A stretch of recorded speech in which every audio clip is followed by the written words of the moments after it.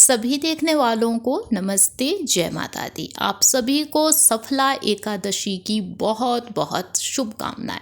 बहुत ही खास होती है ये एकादशी। सफला यानी कि सफलता दिलवाने वाली होती है ये। इस साल तो बहुत ही खास संयोग बने हैं इस दिन, क्योंकि भगवान विष्णु के साथ साथ भगवान शिव की पूजा का भी इस साल खास संयोग बना है।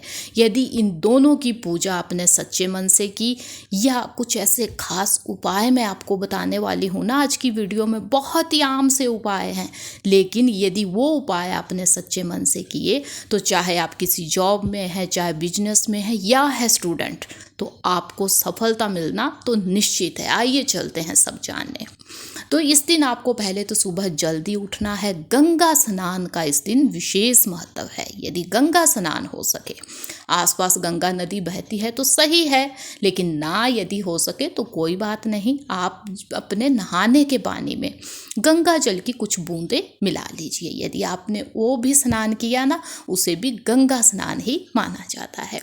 उसके बाद पीले कपड़े आपको पहनने चाहिए। बहुत शुभ माना गया है एकादशी के दिन आप यदि पीले कपड़े पहनते हैं। उसके बाद भगवान विष्णु की पूजा का देखिए विधान आता है। तो यदि हो सके तो आप देखिए अच्छे से साफ सफाई कीजिए। फोटो है, कैलेंडर है भगवान विष्णु का, माँ लक्ष्मी का भी है, तो उसे स्थापित कीजिए। यदि हो सके जो भी भोग आप लगाएं वो आप केले के पत्ते पे यदि भोग चढ़ा सके, अत्यंत शुभ माना गया है। यदि ऐसा हो सके बहुत अच्छा है। सच्चे मन से पूजा कीजिए, भोग लगाइए भगवान विष्णु को। केले का भोग शुभ माना गया है। इस दिन जो भी भोग लगाए तुलसी का पत्ता डालना ना भूले। पीले फूल भी आप चढ़ाएं, वो भी शुभ माने गए हैं। अब भगवान विष्णु की पूजा तो ये हो गई ऐसे। अब मैं आपको बता दूं कि जो ये सफला एकादशी है इस साल वो 15 दिसंबर को मनाई जाएगी, जो है मंडे का दिन, सोम का दिन है। जो मंडे का दिन होता है वो होता है भगवान शिव का दिन। जी हाँ, इसीलिए इस साल भगवान शिव की पूजा भी भगवान विष्णु के साथ की ही जानी चाहिए। मैं बता दूं, भगवान विष्णु खुद भी भगवान शिव को पूजते हैं। अत्यंत शुभ है यदि इन दोनों की पूजा इस दिन की जाए। तो आपको भगवान शिव की भी फोटो, कैलेंडर कुछ है तो उसे स्थापित कीजिए। साथ ही साथ उन्हें भोग लगाइए। गाय के दूध से बनी हुई कोई भी मिष्ठान जो आप बना सकते हैं अपने हाथों से, वो इस दिन भगवान शिव को चढ़ाना अत्यंत शुभ है। सच्चे मन से वो भोग चढ़ाइए। आपकी जो भी मनोकामना है वो मन ही मन कहिए भगवान शिव से। बस आपको यहाँ एक चीज का ध्यान देना है कि जो भी भोग आप भगवान शिव को लगाएं उसमें तुलसी का पत्ता बिल्कुल ना डालें। निषेध है इनके लिए। भगवान विष्णु को तुलसी का पत्ता लगाना नहीं भूलना, उनके लिए तो बहुत शुभ है, लेकिन भगवान शिव को नहीं चढ़ाया जाता है। या यदि हो सके आपके शिवलिंग है आपके यहाँ या आसपास कहीं शिवलिंग है, उस पर यदि गाय का दूध आप चढ़ा सके बहुत शुभ है। देखिए मैंने स्टार्टिंग में ही वीडियो के कह दिया कि सफला एकादशी सफलता दिलवाने वाली होती है, इसीलिए ये खास होती है। तो देखिए मैं आपको कुछ उपाय बताने वाली हूँ। उससे पहले मैं ये बता दूँ कि जो भी उपाय बताऊंगी उसके साथ साथ मेहनत भी होनी चाहिए। जैसे आप स्टूडेंट हैं, आपको अच्छे मार्क्स चाहिए एग्जाम में, लेकिन मेहनत भी तो होनी चाहिए। इतना मैं कह सकती हूँ कि यदि मन लगा के आपने मेहनत की तो एक ऐसी चीज़ आपको महसूस होगा कि कोई ना कोई एक शक्ति ऐसी साथ में है जिन्होंने आपकी सहायता की है इस चीज़ में, चाहे वो स्टडी हो या जॉब बिजनेस हो। उपाय बताऊंगी लेकिन उसके साथ साथ मेहनत तो आपकी देखिए लगेगी ही। इसमें बिना मेहनत के भगवान भी साथ नहीं देते। यदि आपने सच्चे मन से मेहनत की है ना, तो वो एक शक्ति आपको महसूस होने वाली है जो आपको लगेगा कि देखिए मुझे इस शक्ति ने ही सफलता दिलाई है। तो सुनिए, पहला उपाय है केला आपको भगवान विष्णु को चढ़ाना है सफला एकादशी के दिन। लेकिन अब क्या ध्यान देना है कि ये आपको खाना नहीं है, खुद नहीं खा सकते जिसने चढ़ाया है। अपनी मनोकामना भी कहिए, इसे भगवान विष्णु को भी चढ़ा दीजिए। जब द्वादशी के दिन देखिए हम जो भोग लगा होता है वो खा लेते हैं, तो खुद ना इसे खाएं, या तो इसे गाय को खिला दें या किसी छोटी कन्या को खिला दे जो 10 साल से छोटी हो या 10 साल के आसपास हो, उस कन्या को इसे खिला दीजिए। वो अत्यंत शुभ माना गया है।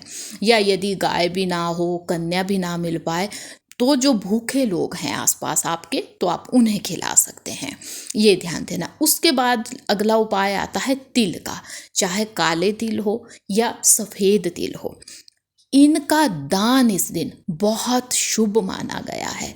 तो काले तिल या सफ़ेद तिल, या यदि दोनों हो सके तो वो आपको किसी दीनहीन को देने चाहिए, या किसी पंडित को भी आप दे सकते हैं।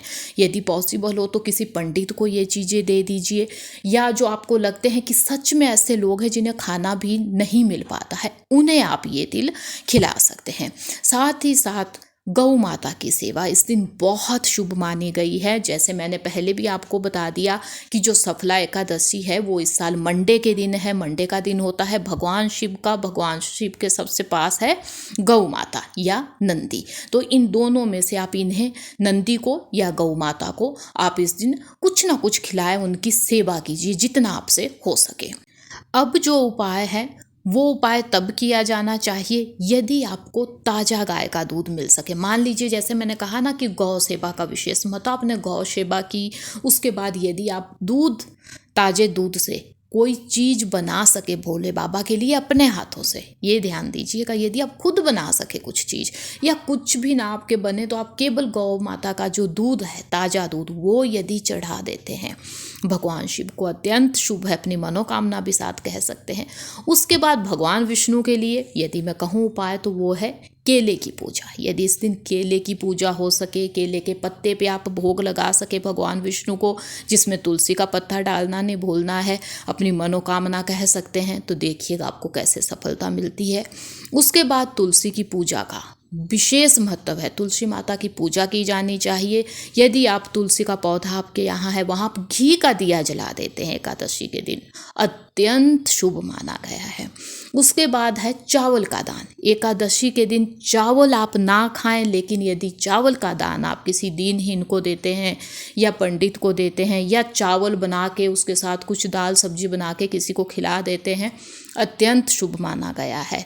इस दिन चावल खाना निषेध है, लेकिन चावल का दान देना उतना ही शुभ माना गया है। अब कुछ चीज़ें जो गलतियां हमसे नहीं होनी चाहिए इस दिन, जैसे कि किसी से झगड़ा नहीं इस दिन किया जाना चाहिए, किसी को झूठ नहीं आपको बोलना है, ये चीज़ें तो हमेशा ही नहीं होनी चाहिए, लेकिन एकादशी का दिन खास होता है।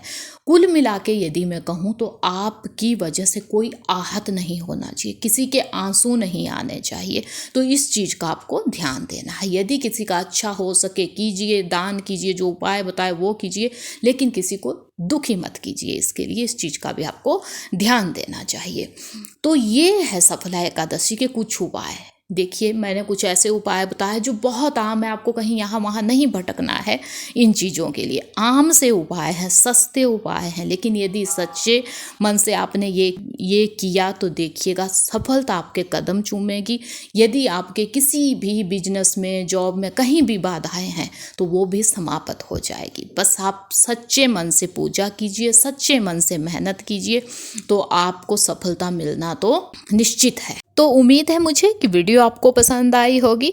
वीडियो अच्छी लगी है तो लाइक भी कीजिएगा। ये भी लिखिएगा कि आपने कहाँ से इस यूज़फुल वीडियो को देखा है, अपने स्थान का नाम भी लिख सकते हैं आप यदि चैनल पे नए हैं तो चैनल को सब्सक्राइब भी कीजिएगा। मिलेंगे ऐसी ही किसी यूनिक यूज़फुल वीडियो के साथ, तब तक के लिए धन्यवाद। जय माता दी।